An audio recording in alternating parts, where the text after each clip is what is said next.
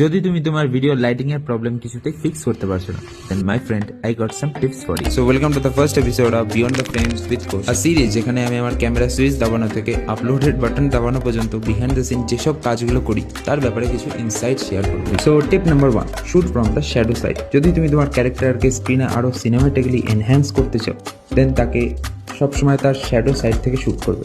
এতে তোমার ক্যারেক্টার অনেকটা ডেপথ পায় অ্যান্ড সিনেমাটিক্যালি ভালোও লাগে। তো টিপ নাম্বার 2, যদি তোমার কাছে একটাই লাইট থাকে সেটাকে কি লাইট আর মেন লাইট হিসেবে তোমার 45 ডিগ্রি অ্যাঙ্গেলে রাখো, বেটার রেজাল্ট পাবে। আর যদি তোমার কাছে আরো একটা লাইট থাকে তাহলে সেটাকে এভাবে ফিল লাইট হিসেবে ইউজ করতে পারো, ও এভাবে ব্যাক লাইট হিসেবেও ইউজ করতে পারো, যাতে তোমার ক্যারেক্টার আর ব্যাকগ্রাউন্ডের মধ্যে একটা ভালো ডেপথ ক্রিয়েট হয়। এতে তুমি আরো ভালো ভিজুয়াল ক্রিয়েট করতে পারো। তো টিপ নাম্বার 3, যখনই তুমি তোমার কোনো লাইট ইউজ করবে তার আগে সবসময় ট্রাই করবে একটা হোয়াইট কাপড় ইউজ করার, যাতে তোমার স্কিন টোন বিগড়ে না যায়। তো আজকের জন্য এটুকু, and I will see you guys in the next one. By.